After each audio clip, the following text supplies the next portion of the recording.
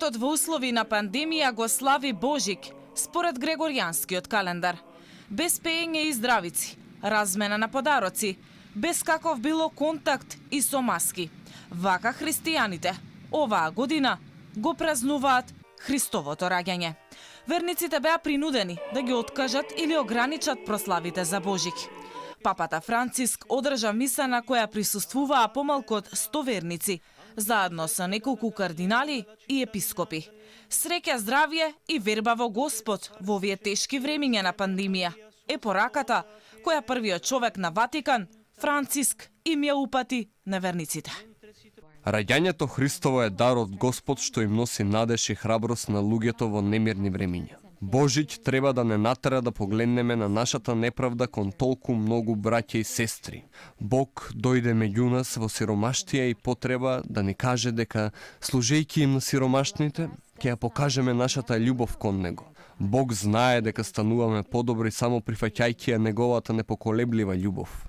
Само Исусовата љубов може да го трансформира нашиот живот, да ги лекува нашите најдлабоки повреди и да не ослободи од магепсаните кругови на разочарувања, лутина и постојани поплаки. Низ Европа божикните прослави се откажани. Европјаните Божик ќе го слават под силни рестриктивни мерки. Карантинот во Италија ќе биде на сила во текот на најголемиот дел од зимските празници. Полицискиот час во Шпанија ќе биде релаксиран за празниците, но ќе биде ограничено движењето меѓу регионите. Голем дел од Англија веќе од утре ќе биде под најстроги ограничувања. Речиси сите делови на Шкотска и Северна Ирска. Исто така ќе бидат под највисоко ниво на забрани по Божик. Во Германија до 10 јануари ќе останат отворени само продавници за храна, а приватните собири ќе останат ограничени на најмногу 5 лица. Навистина е тажно што мораме вака да го прославиме Божик, но со оглед на околностите во кои се наоѓаме, сметам дека е оправдано.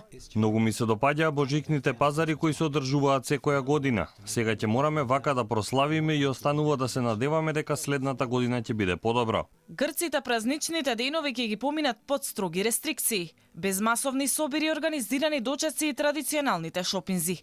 Хрватите пак не можат да го напуштат округот во кој живеат до 8 јануари.